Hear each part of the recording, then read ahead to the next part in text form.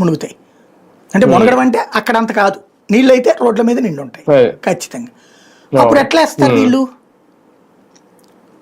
ఇదంతా ఏంటంటే ఒక రకంగా చెప్పాలంటే సమస్యని ఒకదానికొకటి పరిష్కరించుకుంటూ పోయే క్రమంలో కోఆర్డినేషన్ లే ఇక్కడ. ఇప్పుడు అదేదో 100 అంతస్తులు 50 అంతస్తులు టవర్లు అన్నారు, ఐకానిక్ టవర్స్. ఆ ఐకానిక్ టవర్స్ దగ్గర నీళ్లు తోడుతున్నారు, మళ్ళీ వస్తుండే, తోడుతున్నారు, మళ్ళీ వస్తుండే. వర్షం వచ్చినప్పుడల్లా నీళ్ళు అక్కడ మళ్ళీ వస్తున్నాయి కదా. తోడిన చోట మళ్ళీ నీళ్లు లోపలికి పోకుండా ఏమైనా చేశారా మెకానిజం? సాధ్యమే. కాబట్టి 100 సమస్యలు ఉన్నాయి.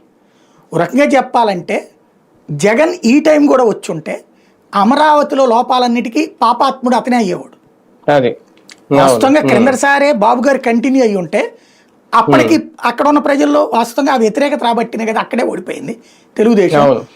జగన్ దాన్నే రాజధాని కంటిన్యూ చేయడానికి భయపడింది ఏంటంటే ఇవన్నీ వర్కౌట్ కాదు, 10 రూపాయలు అయ్యే చోట 100 రూపాయలు ఖర్చు అవుతుంది. దానికి ఏదో ఒక పరిష్కారం ఆలోచించాలి. అతను పరిష్కారం ఆలోచించకుండా నడి రోడ్డు మీద వదిలేసాడు వాళ్ళని. భూములేమో ప్రభుత్వం దగ్గర ఉండే, వాళ్ళేమో చివరికి దీని మీద ఆధారపడుతుండే, దిక్కు దివాణం లేకుండా పోయా. దాని మూలంగా కడుపు రగిలింది వాళ్ళకి.